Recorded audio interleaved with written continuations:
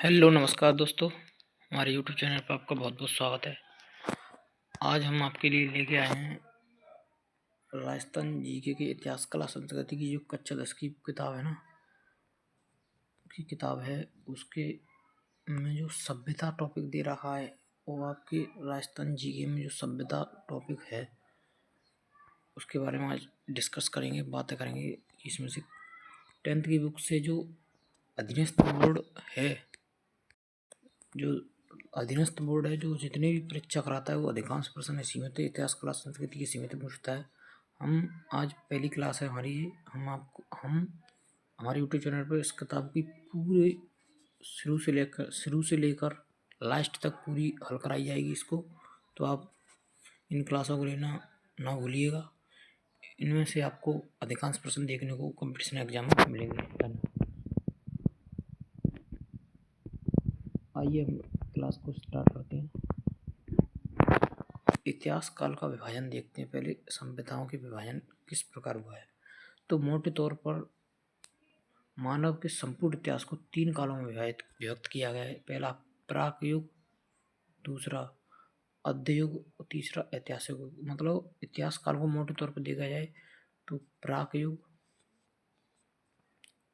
प्राक, अध्य और ऐतिहासिक 3 युगों में बटा हुआ है। प्राक युग समझते हैं कि प्राक युग क्या है, आद्य युग क्या है और ऐतिहासिक युग क्या है।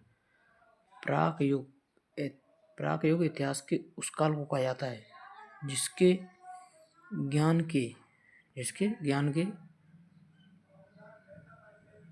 लिए कोई लिखित साक्ष्य उपलब्ध नहीं है। जिसके ज्ञान के लिए कोई लिखित साक्ष्य उपलब्ध नहीं है, मानव लेखन से अपरिचित है। मतलब जो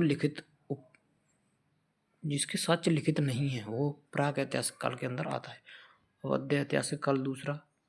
आद्य युग की संज्ञा इतिहास के उस काल को दी जाती है जिसके लिखित साक्ष्य तो उपलब्ध हैं किंतु यहाँ तो भी अस्पष्ट है। मतलब लिखित तो है, स्पष्ट दिखाई न दे रहा हो, अर्थात अथवा उनकी लिपि को अभी पढ़ना संभव नहीं हो। मतलब जो पढ़े ना जा सकें, स्पष्ट नहीं दे रहा है, वो हुआ अध्य युग। जो लिखित उपलब्धि ना वो है प्राक युग। जो लिखित उपलब्ध है लेकिन उसको पढ़ा नहीं जा सकता वो आद्य युग है। और ऐतिहासिक युग उस काल को कहा जाता है जिसके संबंध में स्पष्ट और सुपठित लिखित साक्ष्य उपलब्ध है। मतलब 3 युग हैं। एक तो लिखित उपलब्धि नहीं है, वो तो हो गया प्राक युग। और दूसरा जो लिखित उपलब्ध तो है परंतु उसको पढ़ा नहीं जा सकता, वो अस्पष्ट दिखाई नहीं देता है, वो है आद्य युग। तीसरा ऐतिहासिक युग, जो लिखित भी है उसको पढ़ा भी जा सकता है, वो है ऐतिहासिक युग। अब इसके काल का विभाजन देखते हैं। कब से कब तक का काल प्राक युग है और कब से कब तक का काल आद्य युग है और कब से कब तक का काल ये ऐतिहासिक युग है। तो पहला युग है प्राक युग। यह युग सृष्टि के आरंभ से, जो प्रारंभ ही ना जब सृष्टि, तब से लेकर हड़प्पा सभ्यता से के पूर्व तक का काल क्या कहलाता है, प्राक युग। दूसरा आद्य युग वह युग जो हड़प्पा काल से लेकर 600 ईस्वी तक है, तो आद्य युग है। और 600 ईस्वी से लेकर वर्तमान तक ये ऐतिहासिक युग है। मतलब 3 है, प्राक युग, आद्य युग और ऐतिहासिक युग। प्राक युग वो होता है जो सृष्टि के प्रारंभ से लेकर हड़प्पा तक है। हड़प्पा से लेकर 600 ईस्वी तक आद्य युग, 600 ईस्वी से लेकर वर्तमान तक क्या है, ऐतिहासिक युग। अभी हमने ये 3 युगों की जानकारी, सामान्य जानकारी पढ़ी है, कब से लेकर कब तक का टाइम है और इसमें क्या है, किसको कौन सा युग कहा जाता है।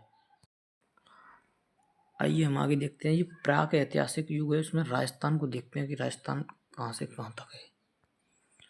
तो प्राक ऐतिहासिक युग जो तीन है ना, प्राक युग, ऐतिहासिक युग और आद्य युग, 3 थे। उनमें से पहले को देखते हैं, प्राक युग को।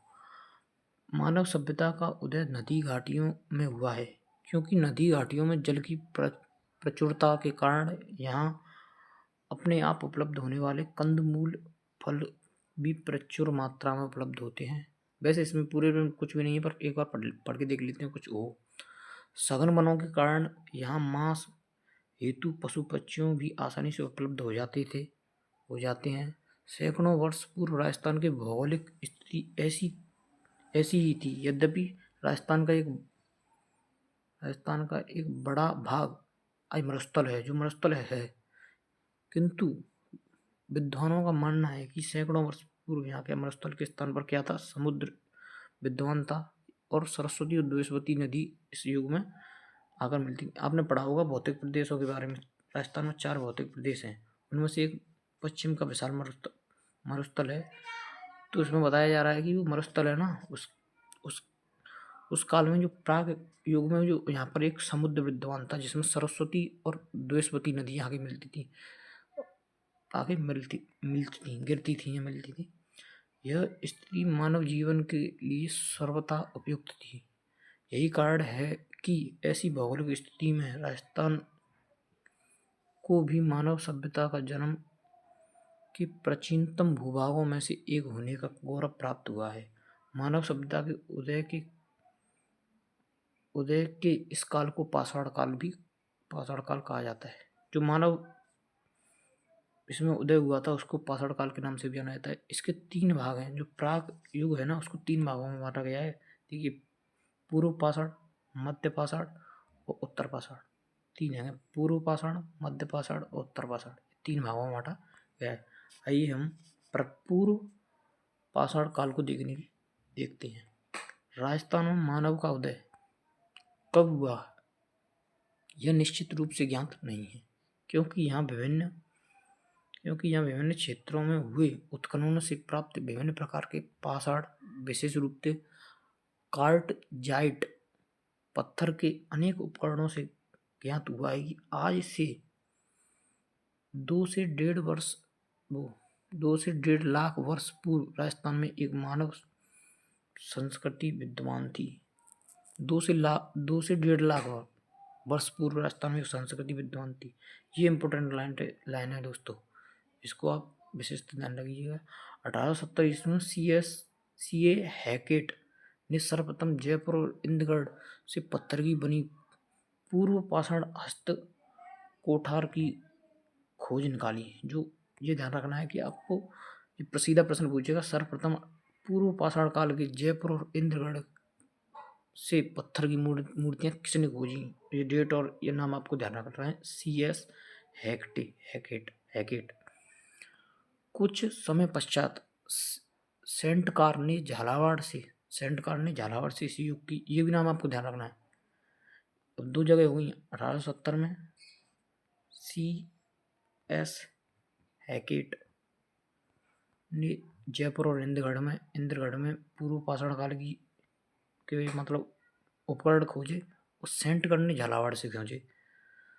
इसके बाद भी योजनाबद्ध उत्खनन में भारतीय पुरातत्व और संग्रहालय विभाग नई दिल्ली, डेक्कन कॉलेज पूना के वीरेंद्र नाथ मिश्र, राजस्थान पुरातत्व एवं संग्रहालय विभाग के R.C. अग्रवाल, डॉक्टर विजय कुमार,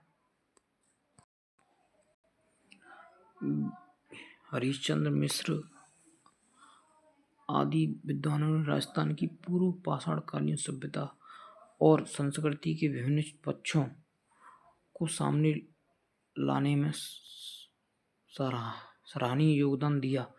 इनके प्रयत्नों से राजस्थान में अजमेर, अलवर, चित्तौड़गढ़, भीलवाड़ा, जयपुर, जालौर, जोधपुर, पाली, टोंक आदि क्षेत्रों में विभिन्न नदियों, विशेष रूप से चंबल, बनास, इनकी सहायक नदियों के किनारे पूर्व पाषाण उपकरण प्राप्त हुए हैं। जालौर से, ये लाइन भी आपको ध्यान रखनी है, जालौर से इस युग के उपकरणों की खोज का श्रेय V. ओलीचर को है। स्पष्ट रूप से उपयुक्त संपूर्ण भूभाग पूर्व पाषाण संस्कृति का विशाल क्षेत्र थे।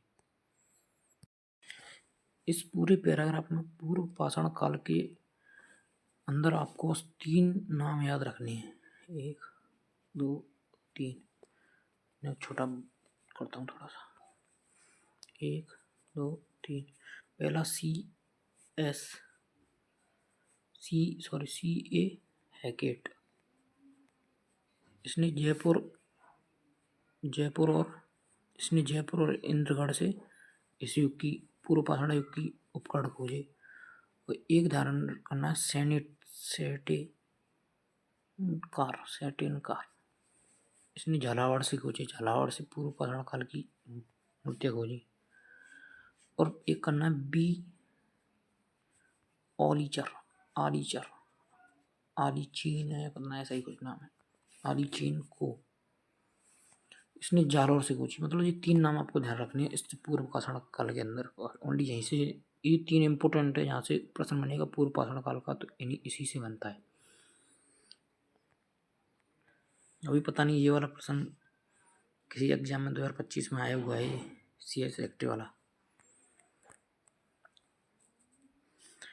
अब दूसरा काल देखते हैं हम। जो 3 काल थे देखो, पूर्व पाषाण काल, मध्य पाषाण काल, उत्तर पाषाण काल। इसमें से हमने पूर्व पाषाण काल को पढ़ लिया है। दूसरा मध्य पाषाण काल स्टार्ट करते हैं। मध्य पाषाण काल मानव सभ्यता के क्रमिक विकास की कहानी दूसरी कड़ी के रूप में राजस्थान के प्राग ऐतिहासिक काल में मध्य पाषाण काल रहा है। मतलब पहली कड़ी तो प्राग ऐतिहासिक काल की, पूर्व पाषाण काल हो गई ये वाली। दूसरी कड़ी की बात करें तो मध्य पाषाण काल। पश्चिमी राजस्थान में लूणी और उनकी सहायक नदी चित्तौड़ की बेड़च नदी घाटी विराटनगर के से मध्य पाषाण काल के उपकरण मिले हैं। ये आपके लिए वेरी वेरी इंपॉर्टेंट है। ये लाइन दोनों, ये पैराग्राफ आपके लिए वेरी वेरी इंपॉर्टेंट है। जो मध्य पाषाण काल के अवशेष किन क्षेत्रों से मिलते हैं, तो एक तो लूणी और उसकी सहायक नदियों के द्वारा, चित्तौड़ और बेड़च नदी घाटी विराटनगर से। ये 2 नाम याद रखने हैं आपको, चित्तौड़ और विराटनगर से किसके उपकरण मिलते हैं, मध्य पाषाण काल के। इसी काल के उपकरण छोटे, हल्के, कुशलता से निर्मित हैं। ये उपकरण जैस्पर, एंगेट, चर्ट,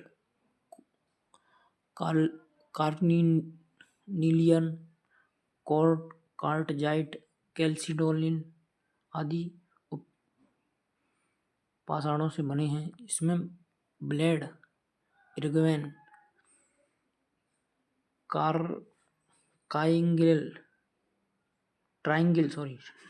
ट्राइंगल, मेरी इंग्लिश कमजोर है इसलिए आती नहीं है। क्रेसेंट, ट्रीपेज, स्केपर, पॉइंट आदि उल्लेखनीय हैं। पत्थरों से बने, ये इंपॉर्टेंट है, पत्थरों से बने इन छोटे उपकरणों को ये ध्यान रखना है आपको, माइक्रोलीथ कहते हैं। लघु पाषाण काल को इंग्लिश में क्या कहते हैं, माइक्रोलीथ। ये भी प्रश्न बन सकता है। अब अगला तीसरी कड़ी रह गई है उत्तर पाषाण काल या नव पाषाण काल। ये 3 थी, हमने 2 पढ़ ली हैं, पूर्व पाषाण काल, मध्य पाषाण काल और उत्तर पाषाण काल की कौन कौन सी सभ्यता राजस्थान में देखने को मिलती है। उत्तर पाषाण काल भारत के अन्य भागों की भांति राजस्थान में भी उत्तर पाषाण काल की सभ्यताओं का उदय हुआ था। अजमेर, नागौर, सीकर, झुंझुनू, जयपुर, उदयपुर, चित्तौड़, जोधपुर आदि स्थानों पर उत्तर पाषाण काल की सभ्यताओं के अनेक उपकरण प्राप्त हुए। ये नाम आपको बस ध्यान रखने हैं कि यहाँ जहाँ से उत्तर पाषाण काल के उपकरण मिले हैं, और चित्तौड़गढ़ और विराटनगर लूणी नदी के सहारे ये मध्य पाषाण काल के अवशेष मिले। और 3 नाम आपको ध्यान रखते हैं, तो C.A. हैकेट, एक सेनेटकर, जी ओलीचीन पूर्व पाषाण काल के अंदर रखने हैं।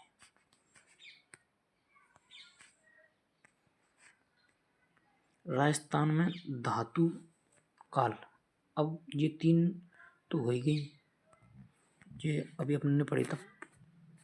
ये प्राग ऐतिहासिक काल के अंदर पूर्व पाषाण, मध्य पाषाण और उत्तर पाषाण काल की सभ्यता, तो ये तीन तो अपन ने देख लिए। अब आगे राजस्थान में धातु की जो सभ्यता मिली है उनको देखने की कोशिश करते हैं। यहाँ से प्रश्न रीट लेवल 1 के अंदर आया हुआ है, मैं आपको बताऊंगा कौन सा प्रश्न था। ताम्र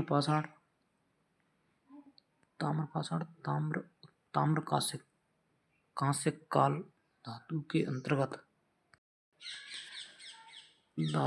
अंतर्गत राजस्थान के भी अनेक स्थानों से ताम्र काल के अवशेष मिले हैं, जो तत्कालीन युग में राजस्थान के मानव के संस्कृति विकास पर पर्याप्त प्रकाश डालते हैं। राजस्थान की ताम्रकालीन संस्कृति के प्राचीनतम स्थान जो ताम्रकालीन संस्कृति की जो सभ्यता है वो कौन कौन सी राजस्थान में देखी है। यहाँ से प्रश्न सीधे इनमें से 3-4 उठा लेता है और सीधा पूछता है कि ये किस युग की सभ्यताएं। तो आपको ताम्रकालीन संस्कृति सभ्यताएं गणेश्वर जो कि सीकर में है, कालीबंगा जो कि हनुमानगढ़ में है, गिलूड जो कि रायसंबंद में है, आहड़ और झाड़ौल उदयपुर में है, पिंड पांडलिया चित्तौड़ कुराड़ा नागौर में है, सबड़िया और पोंगल बीकानेर में है, नंदलालपुरा तिराड़ौत चीतवाड़ी जयपुर में है, एलाना जालौर में है, बूढ़ा पुष्कर अजमेर में है, कोल माहौली सवाईमाधोपुर में, मलाह भरतपुर में। ये आपको सभी नाम जितने भी आपसे याद हो सके उतने आपको याद रखने हैं, क्योंकि यहाँ से सीधा इनमें से 4-5 उठाने के सीधा पूछता है कि ताम्रपाषाण काल की संस्कृति के अवशेष कौन से हैं। इनमें से 4-5 सीधे प्रश्न में देता, नीचे पूछता है किस युग की सभ्यता है ये। राजस्थान में लौह युग की सभ्यता पढ़ते हैं। देखिए यहाँ से प्रश्न आया हुआ था जीरा नोह वाला, ये नोह इसे बताऊंगा अभी कौन सी। ताम्र और कांस्य काल के पश्चात लोहे का ज्ञान और उसका उपयोग मानव इतिहास की युगांतकारी घटना थी। इनसे कृषि उपकरण हथियार की गुणवत्ता को बढ़ाकर सारे परिदृश्य को ही बदल दिया। राजस्थान में नौह भरतपुर जोधपुरा सभ्यता है जो कि जयपुर में है, सोनारी झुंझुनू रेड टोंक जिसको प्राचीन भारत का टाटानगर के नाम से भी जाना जाता है, रेड सभ्यता को आदि स्थानों से लौह संस्कृति के समय के अनेक हथियार उपकरण मिले हैं। आपको लौह सभ्यता के अंदर मान लीजिए 4 नाम याद रखने हैं कि राजस्थान में लोहे की सभ्यता कहाँ थी। लौह से प्राप्त लोहे के अवशेष भारत में लौह युग के आरंभ होने की सीमा रेखा निर्धारित करने में महत्वपूर्ण स्रोत है। मतलब जो नौह भरतपुर से जो लोहे के उपकरण मिले हैं, जो पूरे राजस्थान के अंदर नहीं तो बल्कि भारत के अंदर भी आरंभ होने की सीमा निर्धारित करते हैं। जोधपुरा और सोनारी से लोहा गलाने की भट्टियाँ कहाँ से मिली है। देखिए ये ध्यान रखना है आपको, जोधपुर और सोनारी थे, जोधपुरा जयपुर सोनारी झुंझुनू से। अस्त्र शस्त्र और उपकरण बनाने के कारखानों के अवशेष मिले हैं, ये सब आपको ध्यान रखना है। और रेण सभ्यता जो भी लोह सामग्री का प्रचुरता के कारण प्राचीन भारत का टाटानगर की संगति, ये मैंने आपको बताया था। देखिए प्राचीन राजस्थान या भारत का टाटानगर भी कहा जाता है इसको। लोह काल के पश्चात भारत में अनेक भागों की भांति राजस्थान में सिलेटी रंग के चित्रित मृद भांड संस्कृति का उदय हुआ। इस संस्कृति का अवशेष विराटनगर और जोधपुरा जयपुर सोनारी नौ आदि स्थानों पर से मिले हैं। इस संस्कृति का उदय 600 ईस्वी से पूर्व में हुआ। इसके पश्चात भारतीय इतिहास के साथ राजस्थान का इतिहास का भी ऐतिहासिक युग आरंभ हो जाता है। धन्यवाद दोस्तों, आगे की सभ्यताओं को हम कंटिन्यू करेंगे अगली वीडियो में। मान लीजिए कालीबंगा, इसमें जो दे रखी हैं उनको सभी को पढ़ेंगे हम। 10th क्लास की पूरी किताब को मैं इस यूट्यूब के जरिए इसी चैनल पर पढ़ाऊँगा। तो वीडियो अच्छी लगी हो तो सब्सक्राइब कीजिएगा और लाइक कमेंट शेयर कीजिएगा और हमें बताइएगा हमसे कहीं गलती हुई हो तो हमें कमेंट के जरिए से ज़रूर बताइए। धन्यवाद दोस्तों, आपका बहुत बहुत धन्यवाद।